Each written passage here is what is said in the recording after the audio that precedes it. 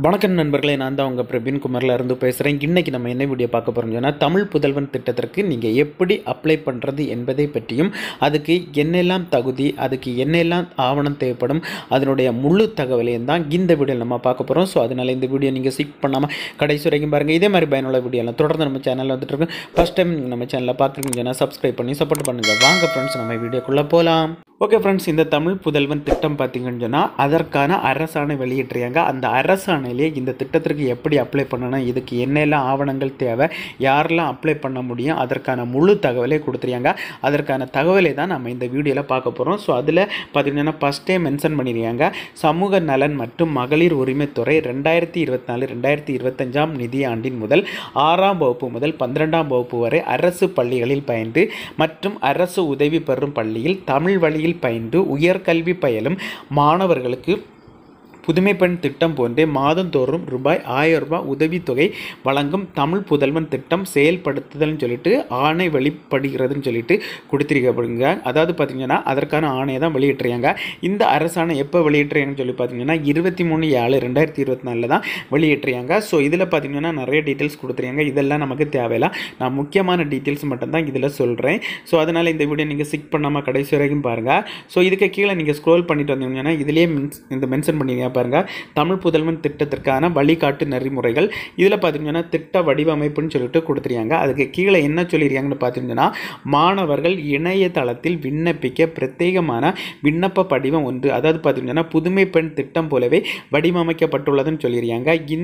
அதுக்கப்புறம் என்ன சொல்லியிருக்காங்க பார்த்தீங்கன்னா, நிகழ்நிலையில் ஆன்லைனில் ஏற்றப்பட்டு விண்ணப்ப படிவத்தில் அளித்துள்ள ஆதார் எண்ணை சார்ந்து கல்லூரியிலிருந்து பள்ளி கல்வித்துறைக்கு கல்வி மேலாண்மை தகவல் அமைப்பு, அதாவது பார்த்தீங்கன்னா EMIS மூலம் சரிபார்ப்பு செய்து அம்மாணவனை 6ஆம் வகுப்பு முதல் 12ஆம் வகுப்பு வரை அரசு பள்ளியில் பயின்று மற்றும் அரசு உதவி பெறும் பள்ளிகளில் தமிழ் வழியில் பயின்று தேர்ச்சி பெற்றதை உறுதிப்படுத்துதல் வேண்டும். அதனை உறுதிப்படுத்திய பின்பு உயர்கல்வித்துறைக்கு மேலனுப்படுதல் வேண்டும்.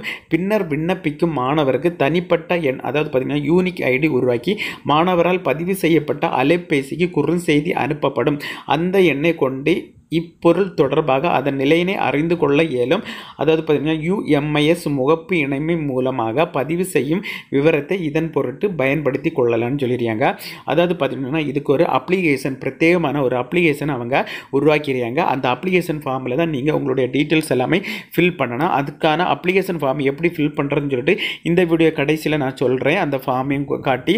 அதனால் இந்த வீடியோ நீங்கள் ஸ்கிப் பண்ணாமல் கடைசி வரைக்கும் பாருங்கள். ஸோ அதுக்கப்புறம் பார்த்தீங்கன்னா நீங்கள் ஒன்ஸ் ஃபில் பண்ணிட்டீங்கன்னு சொன்னால் அதுக்கப்புறம் அந்த அப்ளிகேஷன் ஃபார்மை நீங்கள் எந்த கல்லூரியில் படிக்கிறீங்களோ அந்த கல்லூரியில் நீங்கள் கொண்டு கொடுத்தா போதும். அவங்க பார்த்தீங்கன்னு சொன்னால் உங்களுடைய ஆதார் பேஸ் படி அவங்க என்ன பண்ணுவாங்கன்னு சொன்னால் EMIS மூலம் பார்த்தீங்கன்னு சொன்னால் கல்வித்துறைக்கு, அதாவது பார்த்தீங்கன்னா பள்ளி கல்வித்துறைக்கு அந்த டீட்டெயில்ஸை அனுப்புவாங்க. பள்ளி கல்வித்துறை நீங்கள் 6லேருந்து 12ஆம் வகுப்பு வரைக்கும் நீங்கள் தமிழ் வழியில் தான் படித்தது கன்ஃபார்ம் ஆனால் அவங்க என்ன பார்த்தீங்கன்னா அதை உறுதிப்படுத்தி பின்பு பார்த்தீங்கன்னா உங்களுக்கு ஒரு யூனிக் ஐடி கொடுப்பாங்க உங்களுடைய மொபைல் நம்பருக்கு. அந்த மொபைல் நம்பருக்கு பார்த்தீங்கன்னு சொன்னால் உங்களுக்கு யூனிக் ஐடியை பயன்படுத்தி நீங்கள் உங்களுடைய அப்ளிகேஷன் ஸ்டேட்டஸை செக் பண்ணிக்கலாம்னு சொல்லிட்டு சொல்லிடுறாங்க. அதுக்கப்புறம் பார்த்தீங்கன்னா நேரடி பலன் பரிமாற்றம் சொல்லிட்டு கொடுத்துருக்காங்க. அங்கீகரிக்கப்பட்ட அனைத்து நிகழ்நிலை விண்ணப்பங்களுக்கும் ஆன்லைன் அப்ளிகேஷன் சமூக நலத்துறையால் நேஷனல் ஆட்டோமேட்டிக் கிளியரிங் ஹவுஸ் வாயிலாக ரூபாய் 1000 தொகையை மாணவர்களின் வங்கி கணக்குகளில் நேரடியாக வரவு வைக்கப்படும் சொல்லிட்டு சொல்லியிருக்காங்க. ஸோ இந்த முறையை நீங்கள் ஆன்லைனில் ஒன்ஸ் அப்ளை நீங்கள் சப்மிட் பண்ணி உங்களுடைய டீட்டெயில்ஸ் எல்லாம் கரெக்டாக இருந்தால் உங்களுக்கு அமௌண்ட் பார்த்தீங்கன்னா டைரக்ட், அதாவது பார்த்தீங்கன்னா உங்களுடைய ஆதார் கார்டில் எந்த பேங்க் அக்கௌண்ட் லிங்க் ஆயிருக்கோ அந்த பேங்க் அக்கௌண்ட்டுக்கு டைரெக்டாகவே பணம் அனுப்பிடுவாங்க. ஸோ அதனால் எந்த ஒரு பிரச்சனையும் இல்லைன்னு சொல்லிட்டு சொல்லிடுறாங்க. அதுக்கப்புறம் என்ன சொல்லிடுறாங்க பார்த்தீங்கன்னா, இந்த திட்டத்தில் 6ஆம் வகுப்பு முதல் 12ஆம் வகுப்பு வரை அரசு பள்ளியில் பயின்ற மற்றும் அரசு உதவி பெறும் பள்ளிகளில் தமிழ் வழியில் பயின்ற மாணவர்களுக்கு முழுமையாக பயனடைவதற்கு இணையதளம் மூலமாக விண்ணப்பிக்க ஏற்பாடு செய்யப்படும் சொல்லிட்டு சொல்லிடுறாங்க. ஸோ ஆல்ரெடி இதுக்கு பெனிஃபிட் பார்த்தீங்கன்னா இதுக்கு என்னெல்லாம் கிரிட்டேரியான்னு பார்த்தீங்கன்னா, நீங்கள் 6 முதல் 12ஆம் வகுப்பு வரை தமிழ் வழியில் நீங்கள் கற்றாலே போதும். கற்றுட்டு நீங்கள் எந்த ஒரு ஐடியோ அல்லது பார்த்தீங்கன்னா காலேஜோ நீங்கள் எதில் படித்தாலுமே போதும். இதை நீங்கள் ஒன்ஸ் அப்ளை பண்ணால் போதும் உங்களுக்கு மாதந்தோறும் உங்களுடைய வங்கி கணக்கில் ஆட்டோமேட்டிக்கலாகவே அதற்கான 1000 வரும்னு சொல்லிடுறாங்க. அதுக்கப்புறம் செகண்ட் பாயிண்டில் என்ன சொல்லிடுறாங்க பார்த்தீங்கன்னா, மாணவர்கள் இத்திட்டத்தின் கீழ் ஊக்கத்தொகையை பெறுவதற்கு விண்ணப்பத்தில் இருந்து ஊக்கத்தொகையை தங்களது வங்கி கணக்கில் சேரும் வரை நடைபெறும் நிகழ்வுகளை வலுவான தொழில்நுட்ப கட்டமைப்பு மூலமாக அதன் நிலைகளை அவர்களுக்கென அளிக்கப்பட்டுள்ள தனிப்பட்ட எண் மூலமாக தெரிந்து கொள்ளலாம்னு சொல்லிட்டு சொல்லியிருக்காங்க. மேலும் மாணவர்கள் விண்ணப்பம் பதிவு செய்யும் போது ஊக்கத்தொகை மாணவர்களின் வங்கி கணக்கு பரிமாற்றம் செய்த பின்னரும் அவர்களின் பதிவு செய்யப்பட்ட அலைபேசின்னு குறுஞ்செய்தி அனுப்பப்படும் சொல்லிட்டு சொல்லியிருக்காங்க. ஸோ நீங்கள் ஒன்ஸ் பார்த்தீங்கன்னா இதற்கு நீங்கள் அப்ளை பண்ணால் போதும். அப்ளை பண்ணால் போதும் உங்களுக்கு ஒரு யூனிக் ஐடி கிரியேட் பண்ணி உங்களுடைய மொபைல் நம்பருக்கு சென்ட் பண்ணுவாங்க. அந்த யூனிக் ஐடியை வச்சு நீங்கள் பார்த்துக்கலாம் உங்களுடைய அப்ளிகேஷன் எந்த நிலையில் இருக்குது. நம்மளுடைய அப்ளிகேஷன் சக்ஸஸ்ஃபுல்லாட்டு சப்மிட் ஆகி அவங்க ஓகே பண்ணிட்டாங்க, நமக்கு அமௌண்ட் வருமா இல்லையான்னு சொல்லிட்டு நீங்களே செக் பண்ணிக்கலாம்னு சொல்லிட்டு சொல்லியிருக்காங்க.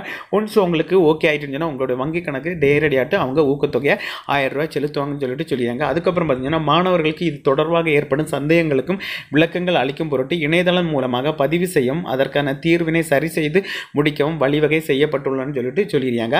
ஸோ இதற்கான பார்த்தீங்கன்னா தகுதி வரம்புகள்னு சொல்லிட்டு கொடுத்துருக்காங்க. வருமான உச்ச வரம்பு மற்றும் ஒதுக்கீடு ஆகிய எந்த ஒரு பாகுபாடும் இன்றி 6 முதல் 12ஆம் வகுப்பு வரை அரசு பள்ளிகளில் பயின்று மற்றும் அரசு உதவி பெறும் பள்ளிகளில் தமிழ் வழியில் பயின்ற மாணவர் தமிழகத்தில் உள்ள எவ்வித கல்வி நிறுவனங்களும் உயர்கல்வி பயிலும் மாணவராக இருத்தல் வேண்டும். மேலும் மாணவர்கள் பயிலும் நிறுவனம் மற்றும் பாடப்பிரிவு அரசால் அங்கீகரிக்கப்பட்டிருக்க வேண்டும் சொல்லியிருக்காங்க. ஸோ நீங்கள் 6 முதல் 12ஆம் வகுப்பு வரை தமிழ் வழியில் கற்றிருக்க வேண்டும். உங்களுடைய இதுக்கு பார்த்தீங்கன்னா உங்களுடைய இன்கம் அதிகமாட்டு இருந்தாலும் எந்த ஒரு பிரச்சனை இல்லை. நீங்கள் 6 முதல் 12 வரையும் தமிழ் வழியில் கற்றாலே போதும்னு சொல்லிட்டு சொல்லிடுறாங்க. அதுக்கப்புறம் பார்த்தீங்கன்னா நீங்கள் ஐடிஐ டிப்ளமோ எந்த ஒரு காலேஜில் நீங்கள் படித்தாலும் அது அரசு அங்கீகாரப்பட்ட காலேஜாக இருந்தால் உங்களுக்கு பார்த்தீங்கன்னா இந்த ஊக்கத்தொகை கிடைக்கும்னு சொல்லிடுறாங்க.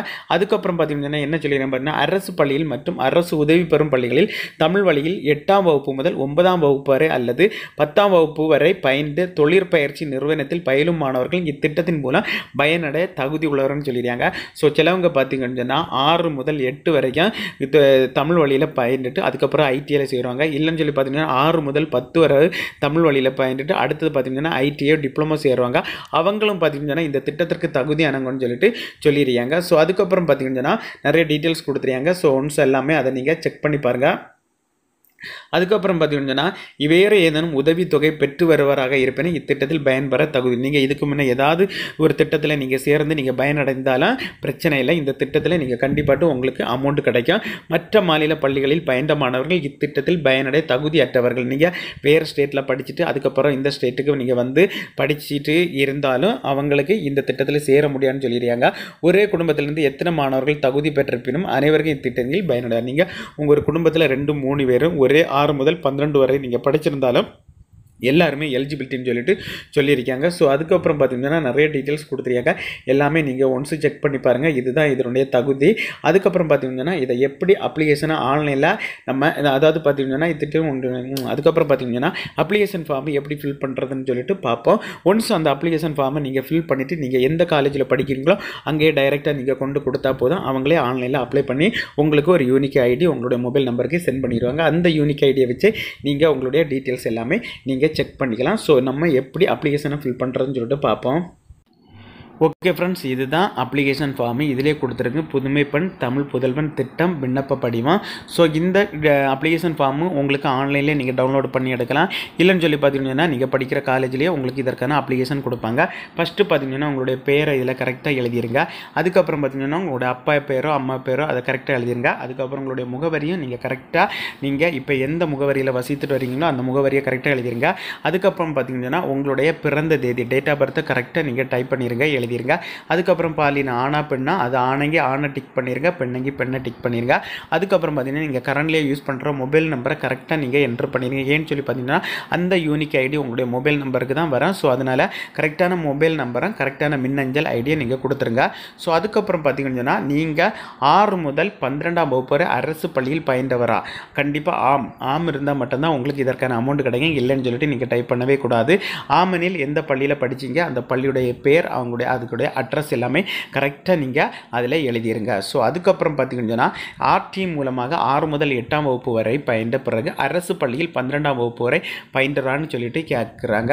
ஸோ ஆமைங்க ஆம், இல்லைன்னு சொன்னால் இல்லைன்னு கொடுங்க. ஆம்னு சொன்னால் அது எந்த ஸ்கூலு எந்த இடம்னு சொல்லிட்டு கரெக்டாக நீங்கள் எழுதிருங்க. அதுக்கப்புறம் பார்த்தீங்கன்னா 6ஆம் வகுப்பு முதல் 12ஆம் வகுப்பு வரை அரசு உதவி பெறும் பள்ளியில் தமிழ் வழியில் பயின்றவரான்னு கேட்குறது. சிலவங்க பார்த்தீங்கன்னா கவர்மெண்ட்லேயே படிச்சிருப்பாங்க, அவங்களுக்கு எந்த ஒரு பிரச்சனை இல்லை. சிலவங்க பார்த்தீங்கன்னா அரசு உதவி பெறும் பள்ளியில் தான் படிச்சிருப்பாங்க. அந்த அந்த மாதிரி படித்தவங்க ஆம்னு சொல்லிட்டு இதில் நீங்கள் டிக் பண்ணிவிட்டு இதில் பார்த்தீங்கன்னா எந்த ஸ்கூலு அதோடைய இடத்து பேரை நீங்கள் கரெக்டாக எழுதிருங்க. அதுக்கப்புறம் பார்த்தீங்கன்னா படிக்க விரும்பும் மேற்படிப்பின் பேர் நீங்கள் என்ன நீங்கள் 12th முடிஞ்சிருந்தாலும் பிரச்சனை இல்லை, நீங்கள் எந்த காலேஜுக்கு போகிறீங்க, அதாவது எந்த காலேஜில் ஆல்ரெடி நீங்கள் படிச்சுட்டு இருக்கீங்க, ஸோ அந்த மாதிரி உள்ளதை டீட்டெயில்ஸை எந்த படிப்பு படிச்சுட்டோன்னா அந்த படிப்பை இதில் எழுதிருங்க. அதுக்கப்புறம் பார்த்தீங்கன்னா நீங்கள் சேர விரும்பும் கல்லூரியோட பேர் அதோடைய அட்ரஸ் எழுதிருங்க. இல்லை நீங்கள் ஆல்ரெடி இதில் படிச்சுட்டு இருக்கீங்களோ அதோடைய பேர் அட்ரஸ் எழுதிருங்க, அவ்வளோதான். அதுக்கப்புறம் பார்த்தீங்கன்னா உங்களுடைய ஆதார் எண் கரெக்டாக எழுதிருங்க. ஆதார் எண்ணுடன் இணைக்கப்பட்டுள்ள வங்கி விவரங்கள், அதாவது பார்த்தீங்கன்னா ஆதாருடன் இணைக்கப்பட்ட வங்கி விவரங்கள் தான் நீங்கள் கண்டிப்பாக அதில் எழுதணும். வேறு எந்த ஒரு வங்கி விவரமும் கொடுக்கக்கூடாது. ஏன்னு சொல்லி பார்த்தீங்கன்னா இதற்கான அமௌண்ட்டு ஆதார் பேஸ் படி தான் உங்களுடைய வங்கி கணக்கில் வரும். ஸோ ஆல்ரெடி நம்ம உங்களுடைய ஆதார் எண்ணோட எந்த வங்கி கணக்கு இணைந்திருக்குன்னு சொல்லிட்டு ஆல்ரெடி நம்ம சேனலில் ப்ரீவியஸாக ஒரு வீடியோ போட்டிருக்கேன். நீங்கள் அதை செக் பண்ணி பாருங்கள். அப்போ தெரியும் உங்கள் ஆதார் கூட எந்த பேங்க் அக்கௌண்ட்டு இணைஞ்சிருக்குன்னு சொல்லிட்டு அந்த பேங்க் டீட்டெயில்ஸை இதில் நீங்கள் கரெக்டாக டைப் பண்ணிடுங்க. டைப் பண்ணிவிட்டு வங்கியினுடைய பேர், வங்கியுடைய அக்கௌண்ட் நம்பர், ISFSC கோடு, அதோடைய பிரான்ச் எல்லா டீட்டெயில்ஸும் நீங்கள் கரெக்டாக டைப் பண்ணிவிட்டு இதில் உங்களுடைய சிக்னேச்சரை போட்டுருங்க ஃப்ரெண்ட்ஸ். ஓகே ஃப்ரெண்ட்ஸ், இதுதான் தமிழ் புதல்வன் திட்டத்திற்கு அப்ளை பண்ணுறதற்கான தகவல். இந்த வீடியோ பிடிச்சிருன்னு சொல்லிட்டு நம்புகிறேன். இந்த வீடியோ பிடிச்சிருந்தா ஒரு லைக் பண்ணுங்கள், உங்கள் ஃப்ரெண்ட்ஸை ஷேர் பண்ணுங்கள். இந்த வீடியோவில் ஏதாவது டவுட் இருந்தால் கமெண்ட் செக்ஷனில் கமெண்ட் பண்ணுங்கள், நான் கண்டிப்பாக ரிப்ளை பண்ணுறேன். இதே மாதிரி இன்னொரு நல்ல ஒரு வீடியோவில் சந்திக்க வர உங்களிடமிருந்து விடைபெறுவது உங்கள் பிரவீன்.